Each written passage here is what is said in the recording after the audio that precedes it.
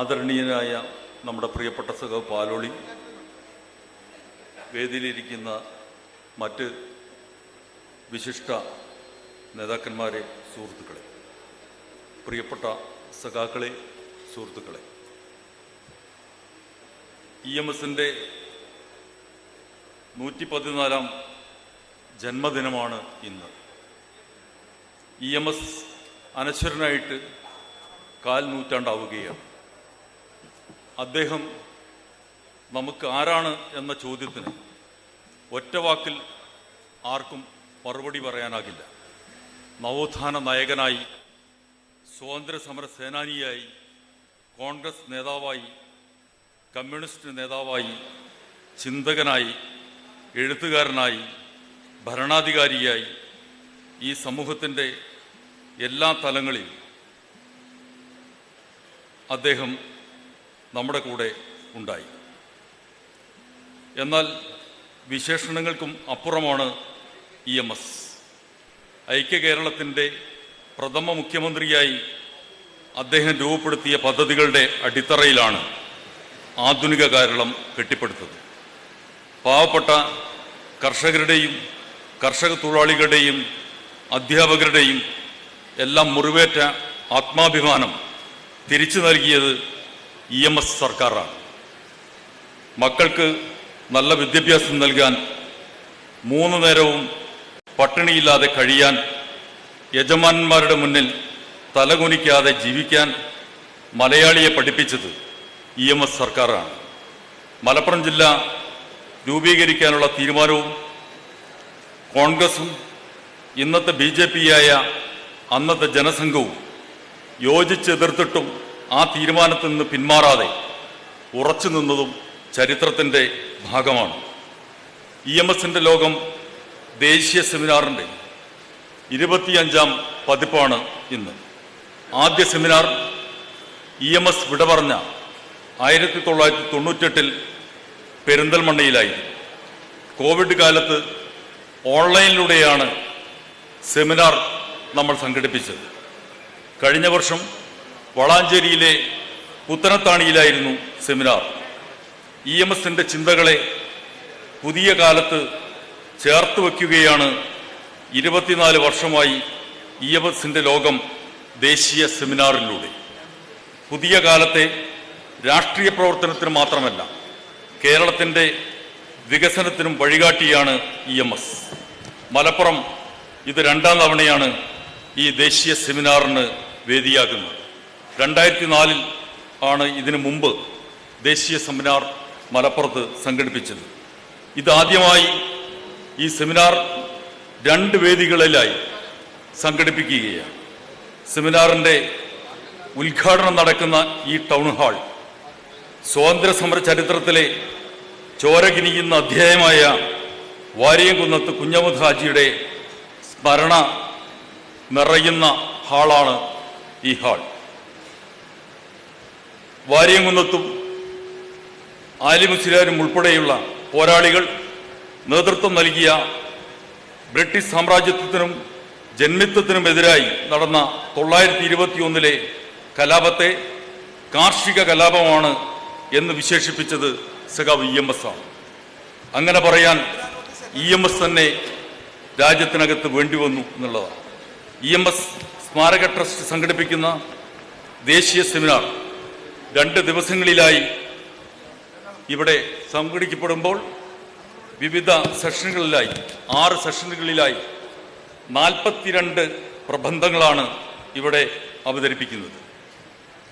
ഇന്ന് ഉദ്ഘാടന സെഷൻ കഴിയുന്നതോടുകൂടി ഉച്ചയ്ക്ക് ശേഷം ഇവിടെയും തൊട്ടടുത്ത് വ്യാപാര ഭവനിലുമാണ് ഈ സെമിനാർ ഉച്ചയ്ക്ക് ശേഷവും നാളെ 2 സെഷനുമായിട്ട് സംഘടിപ്പിക്കപ്പെടുന്നത്. എല്ലാവർക്കും ഈ സെമിനാറിൻ്റെ പ്രോഗ്രാം നോട്ടീസ് കിട്ടിയിട്ടുണ്ടായിരിക്കും. പ്രഗത്ഭരായ സാമൂഹിക, രാഷ്ട്രീയ, സാമ്പത്തിക, സാംസ്കാരിക രംഗങ്ങളിൽ പ്രഗത്ഭരായിട്ടുള്ള ആളുകളാണ് ഈ സെമിനാറിൻ്റെ വിവിധ സെഷനുകൾ കൈകാര്യം ചെയ്യുന്നത്. രജിസ്ട്രേഷൻ നിർത്തിവെക്കാൻ വേണ്ടിയിട്ട് തീരുമാനിച്ചിട്ട് പോലും വീണ്ടും വീണ്ടും സമ്മർദ്ദങ്ങൾ കൂടിക്കൂടി വരികയായിരുന്നു.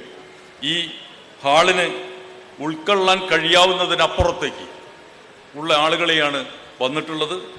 അവരെല്ലാവരെയും പരിമിതമായ സൗകര്യങ്ങൾ ഉണ്ടെങ്കിൽ പോലും ആ പരിമിതമായ സൗകര്യങ്ങളിൽ നിന്നുകൊണ്ട് ഇതിനോട് സഹകരിക്കണമെന്ന് അഭ്യർത്ഥിക്കുകയാണ്. ഈ സെമിനാർ 25ാമത് EMSന്റെ ലോകം ദേശീയ സെമിനാർ EMSന്റെ 114ാം ജന്മദിനമായ ഇന്ന് ഇവിടെ ഉദ്ഘാടനം ചെയ്യുന്നത് സഖാവ് ബൃന്ദ കാരാട്ടാണ്. CPMന്റെ പോളിറ്റ് ബ്യൂറോ അംഗമായുള്ള സഖാവ് ബൃന്ദ കാരാട്ടിനെ EMSന്റെ ലോകം സംഘാടക സമിതിക്ക് വേണ്ടിയിട്ടും അതുപോലെ തന്നെ പാർട്ടിക്ക് വേണ്ടിയിട്ടും ഈ യോഗത്തിലേക്ക് സ്വാഗതം ചെയ്യുകയാണ്.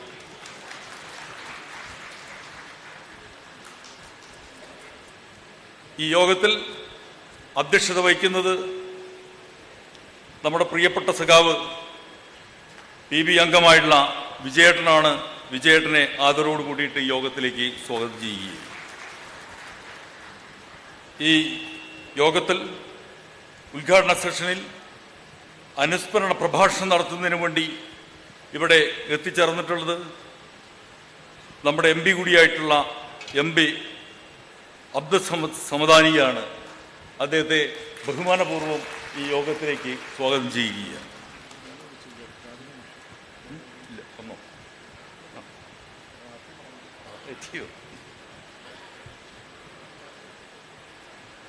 ഈ യോഗത്തിൽ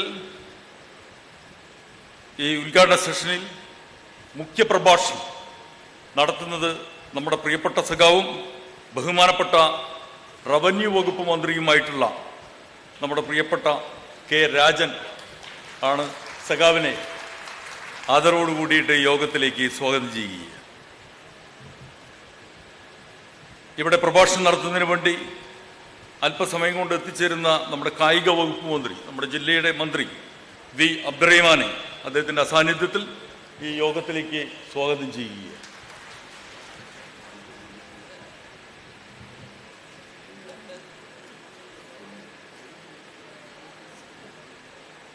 ഈ ഉദ്ഘാടന സെഷനിൽ ഇവിടെ സന്നിഹിതരായിട്ടുള്ള ഇവിടെ പ്രഭാഷണം നടത്തുന്ന ഡോക്ടർ ഫസൽ ഗഫൂർ അദ്ദേഹത്തെ ഈ യോഗത്തിലേക്ക് സ്വാഗതം ചെയ്യുക.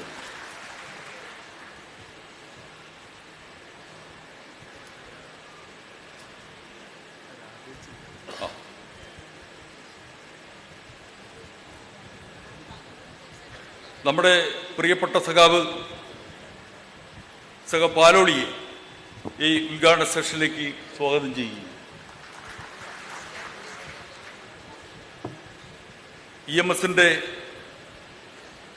പ്രിയപ്പെട്ട മകൾ, നമ്മുടെ എല്ലാവരുടെയും പ്രിയപ്പെട്ട സഖാവ് രാധേച്ചിയെ ആദരവോട് കൂടിയിട്ട് ഈ യോഗത്തിലേക്ക് സ്വാഗതം ചെയ്യുക. നമ്മുടെ പ്രിയപ്പെട്ട സഖാവ് TK ഹംസയെ ഈ യോഗത്തിലേക്ക് സ്വാഗതം ചെയ്യുക. നമ്മുടെ മലപ്പുറത്തിൻ്റെ സാംസ്കാരിക രംഗങ്ങളിൽ നിറഞ്ഞു നിൽക്കുന്ന ഈ സെമിനാറിന് EMSന്റെ ലോകം ദേശീയ സെമിനാർ എന്ന പേര് നൽകി ഇതിന് നേതൃത്വം നൽകിയിട്ടുള്ള നമ്മുടെ പ്രിയപ്പെട്ട സഖാവ് മണമ്പൂർ രാജംബാബുവിനെ ഈ യോഗത്തിലേക്ക് സ്വാഗതം ചെയ്യുക. നമ്മുടെ ഈ സെഷന്റെ വിവിധ ഭാഗങ്ങളിൽ സംസാരിക്കാൻ വേണ്ടിയിട്ട് ഇവിടെ എത്തിച്ചേർന്നിട്ടുള്ള ജേക്കബ് ജോർജ്, GP രാമേന്ദ്രൻ, വിനേത് കെ ജോസ് തുടങ്ങിയിട്ടുള്ളവർ ഇവിടെ എത്തിച്ചേർന്നിട്ടുണ്ട്. അവരെയും ഈ യോഗത്തിലേക്ക് സ്വാഗതം ചെയ്യുക. നമ്മുടെ പ്രിയപ്പെട്ട MLA, പൊന്നാനിയിലെ MLA നന്ദേട്ടൻ, പാർട്ടി സംസ്ഥാന കമ്മിറ്റി അംഗം P. നന്ദകുമാർ, അദ്ദേഹത്തെ ഈ യോഗത്തിലേക്ക് സ്വാഗതം ചെയ്യുക.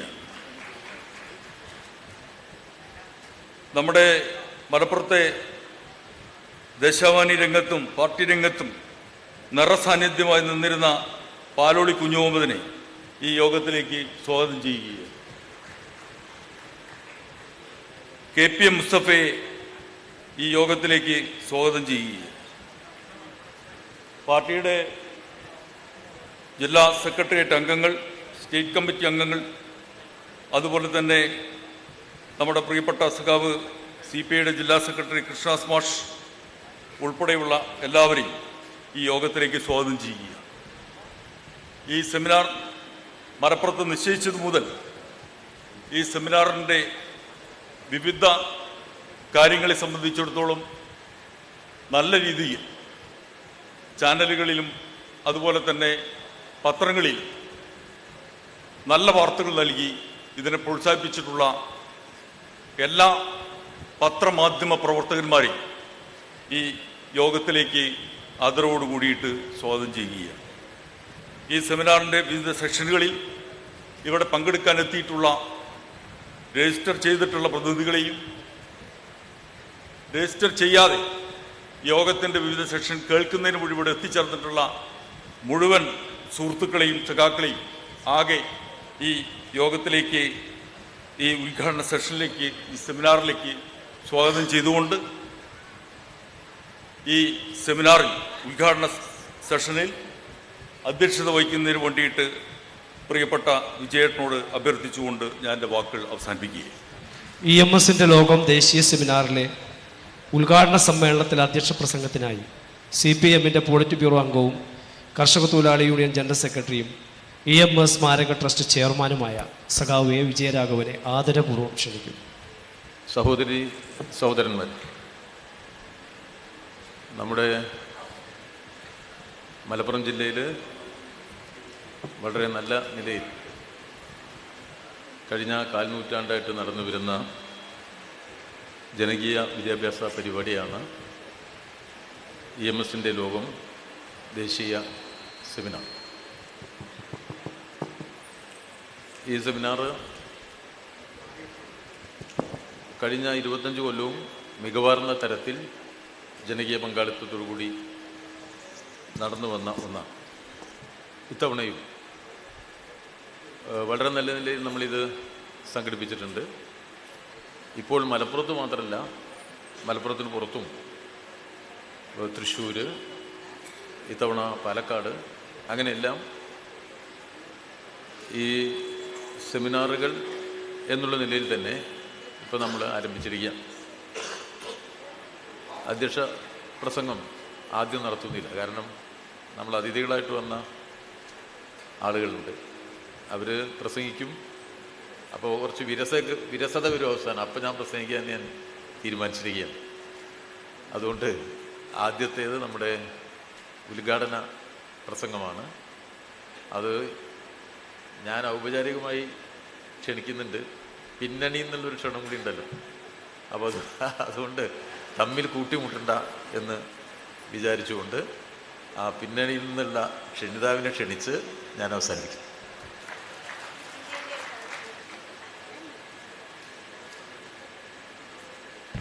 ഇന്ത്യയിലെ അടിച്ചമർത്തപ്പെട്ട മുഴുവൻ മനുഷ്യരുടെയും പ്രത്യാശയും പ്രതീക്ഷയുമായിട്ടുള്ള, ഇന്ത്യയിലെ മുഴുവൻ ജനങ്ങളുടെയും ആവേശമായിട്ടുള്ള CPIഎം പോളിറ്റ് ബ്യൂറോ അംഗം സഖാവ് ബൃന്ദ കാരാട്ടിനെ ഏറെ ആവേശത്തോടെ, ഏറെ സ്നേഹപൂർവ്വം ഈ സെമിനാറിന്റെ ഉദ്ഘാടനത്തിന് വേണ്ടി ക്ഷണിക്കുകയാണ്. Now we request the honor of your presence, Comrade Brinda Karat, CPIM Politburo member, the great expectation of Indian women and downtrodden society, to inaugurate the ceremony and to address the gathering. Thank you.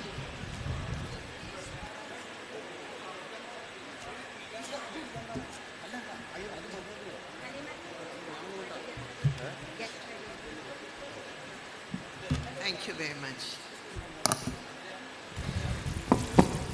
CPIഎം ജില്ലാ secretariat അംഗം സഖാവ് ഖലീമുദ്ദീൻ സഖാവിന്റെ പ്രസംഗം നമുക്ക് വേണ്ടി translate ചെയ്യുന്നതാണ്. I'm sorry that I still need translation after so many years of being part of Kerala. I'm sorry about that. Dear Comrade Vijay Raghavan, presiding over this very significant seminar today, because it marks the 25th anniversary of the start of this wonderful series of discussions called EMS's World. And Comrade Vijay Raghavan was the initiator to start this initiative. So I think it's very appropriate that on the 25th anniversary, he should be presiding over this inaugural session. Other dignitaries on the stage, dear Comrade Paloli Mohammad Kuti, our Member of Parliament from this area, Abdul Samad Samadavani Bhai, dear Comrade K. Rajan, State President of the MES, Fasal Ghafoor Bhai, our District Secretary, Comrade Mohandas, our MLA, Comrade Nandakumar, my dear sister, E.M. Radha, our chairperson of the reception committee, Comrade Sumati, and my very, very dear friends, comrades, brothers and sisters. It is a great honor and privilege for me to be here amongst you to pay tribute to our beloved leader, Comrade E.M.S. Namboodiripad. I thank you for giving me this opportunity to be here with you today.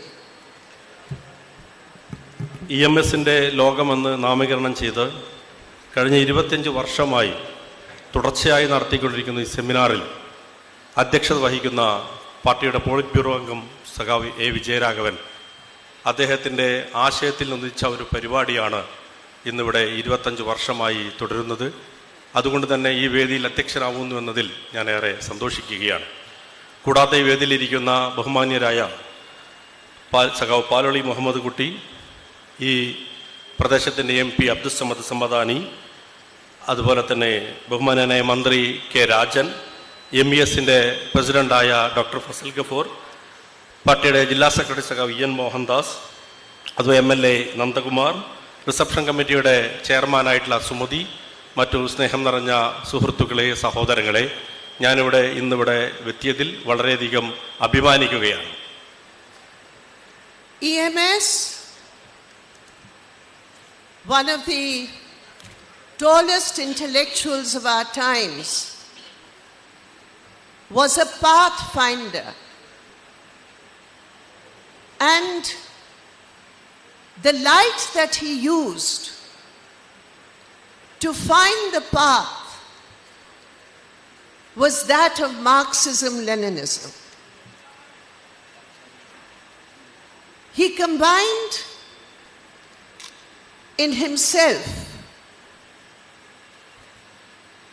I would say, the symbol of what we believe is a true revolutionary, an intellectual, a theoretician of an unparalleled vision of work, a practitioner of his politics, not only among people, but also an administrator in the very first communist regime that India has known. For one man, for one individual, to combine all these qualities is unique. But even more unique about Comrade EMS was, as he told many of us,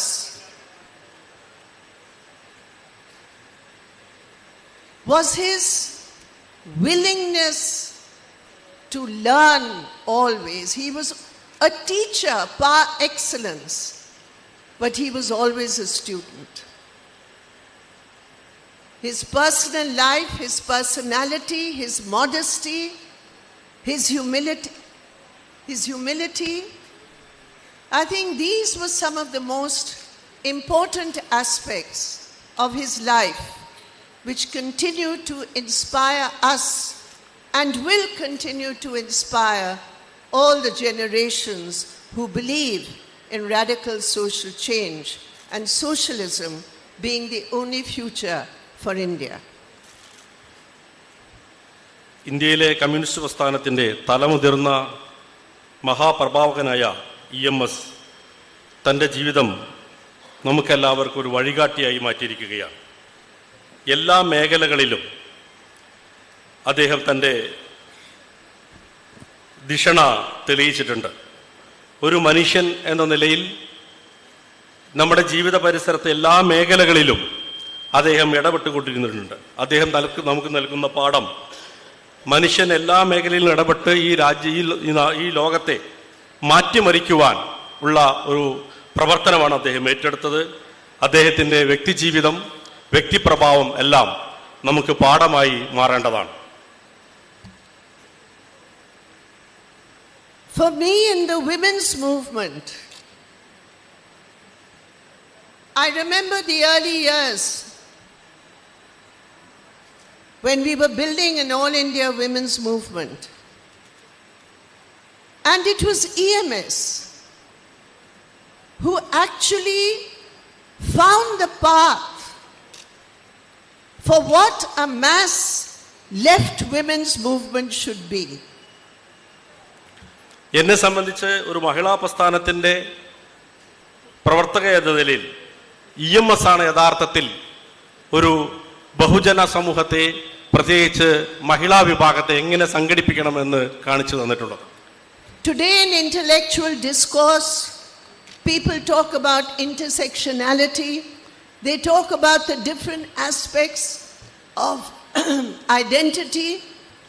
It was EMS who first analyzed the condition of Indian women in 3 different ways. A woman as a woman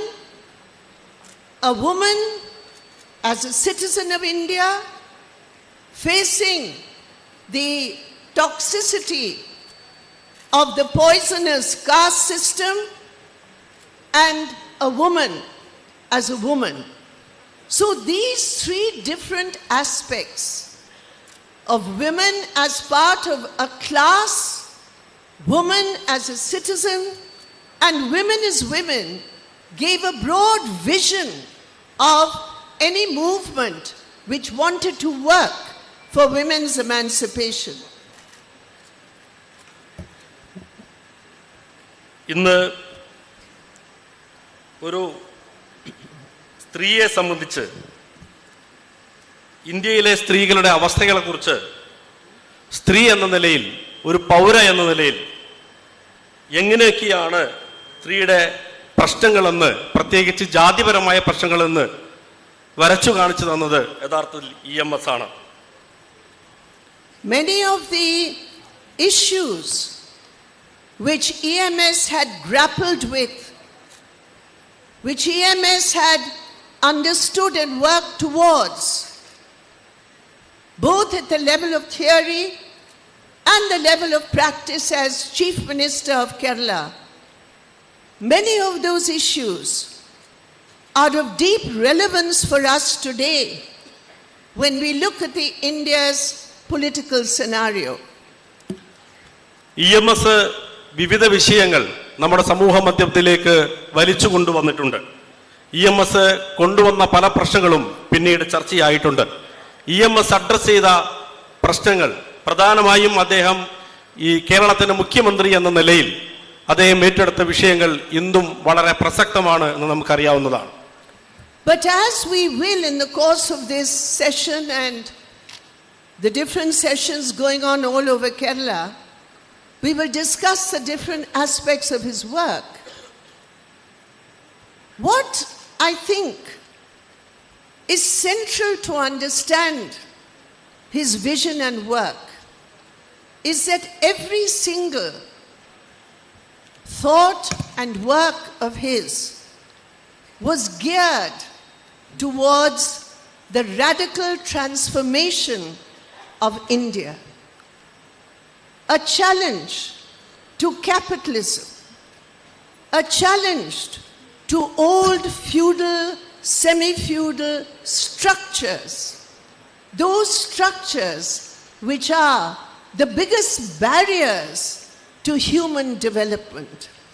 And it was this conviction for revolution, this conviction for the importance of radical transformation informing every aspect of his life and work.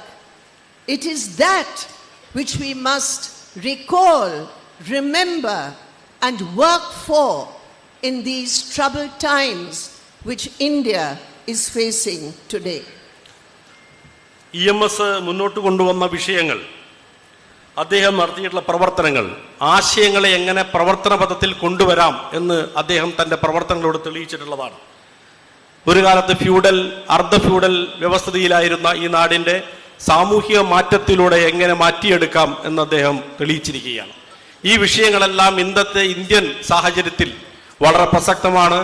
അത്തരത്തിലുള്ള പ്രശ്നങ്ങൾ address ചെയ്യുമ്പോൾ മാത്രമാണ് ഒരു സാമൂഹിക വിപ്ലവം ഈ നാട്ടിൽ സാധ്യമാവുകയുള്ളൂ. My dear friends, let us not be on the defensive about this.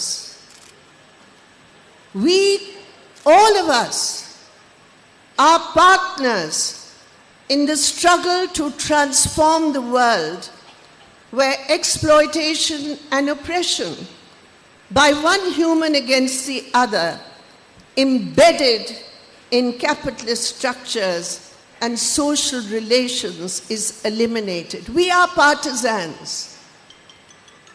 There are those today who would like us to forget our ideology. There are those today who tell us from morning till night that why are you so dogmatic? Why do you talk about Marxism, Leninism? Why do you talk about ideology? My dear friends, today in India, there is a huge battle going on, the battle of minds. And it is in this battle of minds that the ideology which guided Comrade EMS is the guide to our action today. So yes, we say with pride, we are partisans in this struggle. We do have strong beliefs. We do have strong views. We do believe that class struggle and class analysis is the only solution to take this country forward. EMS too faced many, many barbs of criticism. The struggle is not for those who have weak hearts. Our strength is our belief in a better India. There are many who don't believe us. There are many who don't share our belief. There are many whose one job is to criticize us.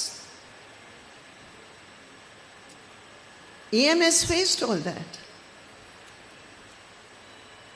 His government was dismissed precisely because of that ideological belief and alternative which was presented. But he did not flinch. So we welcome criticism. Let the criticism come. That is the job of those who oppose us. That is the job of those who are against our alternative. And we know that the counter to that is to be among the people, to go among the people, and it is the people who will give the final verdict, not the lie manufacturing machines of the present regime and their supporters. നാം വിവിധ തരങ്ങളിലുള്ള ചൂഷണങ്ങൾക്കെതിരായി EMS നടത്തിയ പോരാട്ടങ്ങൾ പ്രസക്തമാണ്. തൻ്റെ മനസ്സിലുള്ള സാമൂഹിക മാറ്റത്തിൻ്റെ ആശയങ്ങൾ ഉപയോഗിച്ചുകൊണ്ട് അദ്ദേഹം നടത്തിയിട്ടുള്ള നിരവധി പോരാട്ടങ്ങൾ പലപ്പോഴും പലതരത്തിലുള്ള വിമർശനങ്ങൾക്ക് ഏറ്റുവാങ്ങേണ്ടി വന്നിട്ടുണ്ട്. ആ വിമർശനങ്ങൾ മുമ്പിൽ തകർന്നുപോയ ഒരാളല്ല യഥാർത്ഥത്തിൽ EMS. അദ്ദേഹത്തിൻ്റെ ആദ്യത്തെ ഗവൺമെന്റിനെ ആശയപരമായി ശരിയല്ല എന്നതിൻ്റെ പേരിലാണ് പിരിച്ചുവിട്ടത്. എന്നാൽ യഥാർത്ഥത്തിൽ ജനങ്ങളുടെ ഇടയിൽ നിന്നല്ല ഈ പിരിച്ചുവിടൽ ഉണ്ടായിട്ടുള്ളത്. ജനങ്ങൾക്കിടയിൽ കൂടുതൽ സ്വീകാര്യത ഉണ്ടാവാനാണ് അദ്ദേഹത്തിൻ്റെ പ്രവർത്തനങ്ങൾ, അദ്ദേഹത്തിൻ്റെ ഇടപെടലുകൾ ഉണ്ടായിട്ടുള്ളത്. അതാണ് ഈ കാലത്ത് പ്രധാനമായും നാം ഓർക്കേണ്ടത് എന്നാണ് എനിക്ക് തോന്നുന്നത്. We are proud of the work being done by the LDF government. We are proud of the tremendous initiatives which are being taken by the LDF government. I'm not going to list them here. You yourself have fought for that alternative. But yes, today, this huge initiative to build a knowledge-based society, this is something which is unique. Because we believe this toxic caste structure, which did not allow the flow of knowledge to the so-called Avarnas, today in the capitalist world, in capitalist India, the dissemination of knowledge is under the control of capital. It is the control of capital. The coexistence of the Brahminical structure with aggressive capitalism. And here in Kerala, the LDF government is breaking that control of capital. It has stated that knowledge, the information technology, the dissemination of knowledge must reach every child in Kerala. Not only those who have money, not only those who can financially afford it, but make the avenues of knowledge and the technology for the dissemination of knowledge a public good. That is transformatory, my dear friends. It is a unique initiative taken by the LDF government. This is something Comrade EMS would have approved of. He would have supported, because he always believed that the basics of education and health and the public good, that infrastructure has to be taken forward. And today, the LDF is taking it forward. And I use this opportunity to congratulate the LDF government, and I hope it will help those in other states. I hope it will, because we know what happened during COVID. Digital India, in which more than half of India was denied and deprived because it did not have access to technology. Kerala is the model. I congratulate you once again. And this is a legacy of EMS that we are proud of. ഇന്നത്തെ മുതലാളിത്ത ബോധവും മുതലാളിത്ത സമൂഹവും വിജ്ഞാനത്തെ കൈയടക്കാൻ വേണ്ടി ശ്രമിച്ചുകൊണ്ടിരിക്കുകയാണ്. അതിനെ ഉൽപ്പന്നമാക്കാൻ മാറ്റിക്കൊണ്ടിരിക്കുകയാണ്. അതിൻ്റെ പുതിയ രൂപങ്ങളുമായ information ടെക്നോളജിയും അറിവുമെല്ലാം കൈപ്പിടിയിലൊതുക്കാൻ ശ്രമിക്കുമ്പോൾ അതിനെതിരായ ഒരു ബദലാണ് യഥാർത്ഥത്തിൽ ഇന്ന് കേരളത്തിലെ ഗവൺമെൻറ് സൃഷ്ടിച്ചുകൊണ്ടിരിക്കുന്നത്. ഈ ഗവൺമെൻറ് പുതിയ നേട്ടമായ വിജ്ഞാന സമൂഹത്തെ സൃഷ്ടിക്കുവാനുള്ള നടപടികൾ മുന്നോട്ട് കൊണ്ടുപോകുന്നത് ഏതർത്ഥത്തിലും ഇന്നത്തെ ഇന്ത്യൻ പരിതസ്ഥിതിക്കെതിരായിട്ടുള്ള ഒരു ബദൽ തന്നെയാണ്. പ്രത്യേകിച്ച് ഇന്ത്യ ഷൈനിങ് എന്ന് പറയുന്നത്, ഡിജിറ്റൽ ഇന്ത്യ എന്ന് പറയുന്നത് ഒരു പൊള്ളയായി മാറിക്കൊണ്ടിരിക്കുന്നു. പകുതിയിലധികം പേർക്കും ഇതിൽ പ്രാപ്യമല്ലാത്തൊരു കാലത്താണ് എല്ലാവർക്കും ആരോഗ്യവും വിദ്യാഭ്യാസവും ഉറപ്പുവരുത്തുന്ന സംസ്ഥാനമാക്കി ഒരു ബദൽ രൂപപ്പെടുത്തുവാൻ ഈ കേരളത്തിന് കഴിയുന്നത്. ഈ സന്ദർഭത്തിൽ ഈ കേരളത്തിൻ്റെ ഗവൺമെൻറ്റിനെ സഹർഷം ഞാൻ അംഗീകരിക്കുകയാണ്, സ്വാഗതം ചെയ്യുകയാണ്. And the Kerala story. The Kerala story is what you are living. The Kerala story is the tremendous achievements of the people of Kerala. The Kerala story is the pluralism, the harmony, the basic human principles. That is the Kerala story. The Kerala story is a tremendous achievement that women have made. Independent, strong-minded. The Kutumbashri, that is the Kerala story. ഇതാണ് കേരളത്തിൻ്റെ കഥ എന്ന് പറയുന്നത്, Kerala story എന്ന് പറയുന്നത്. ബഹുസ്വരതയുടെ, മതനിരപേക്ഷതയുടെ, മനുഷ്യത്വത്തിന് ഉദാത്ത മാതൃകകൾ ഉയർത്തിപ്പിടിക്കുന്ന ഒന്നാണ് യഥാർത്ഥത്തിൽ കേരളത്തിൻ്റെ സ്റ്റോറി എന്ന് പറയുന്നത്. But we know the same people who inspired those who are ruling India today, in Nazi Germany,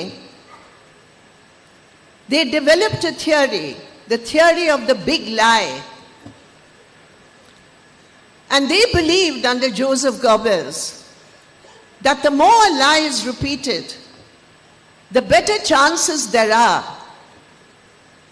that people will believe it. The theory of the big lie. And today in Modi's India, we have that theory unashamedly being promoted day in and day out. By whom? Those who are loyal to Modi, those media owners are very loyal to Modi, the troll warriors on social media. Yes. എന്നാൽ മറ്റൊരു മറുഭാഗത്ത് Nazi ജർമ്മനിയുടെ പാത പിന്തുടരുന്ന നുണയുടെ പ്രചാരകരായി ഇന്ത്യയിലെ ഭരണകൂടം മാറിയിരിക്കുകയാണ്. ഇന്ത്യയിലെ മോദിയുടെ ഗവൺമെന്റ് തത്വരഹിതമായി അവർ പ്രചരിപ്പിച്ചുകൊണ്ടിരിക്കുന്നത് നുണയുടെ കഥകളാണ്. നിർഭാഗ്യവശാൽ ആ കഥകൾ സോഷ്യൽ മീഡിയയിലൂടെ, പത്രമാധ്യമങ്ങളിലൂടെ, മീഡിയകളിലൂടെ എല്ലാം പ്രചരിപ്പിക്കുവാനാണ് അവർ ശ്രമിച്ചുകൊണ്ടിരിക്കുന്നത്. My dear friends, you look at the growth rates of India today, manufacturing is down, and I would say the only manufacturing industry which has done remarkably well is the lie manufacturing industry run by the BJP and the RSS. And this lie manufacturing industry, the best example of which is the Kerala story, 3 random cases being made into 32,000 cases of the latest word, love jihad. 3 random stories. 32,000. How does 3 become 32,000 except in the lie manufacturing industry of the BJP RSS? And today in Modi's India, what becomes tax-free? Not the gas cylinder, which is now 1,100 rupees a cylinder. Our women in the audience in a patriarchal society know what price rise is. It's not tax-free. Essential commodities are not tax-free except in Kerala. But what is tax-free in Modi's regime is lies. The Kerala Story film has been made tax-free in so many states being run by the BJP. So not only are they manufacturing lies, but they are making those lies profitable by making it tax-free.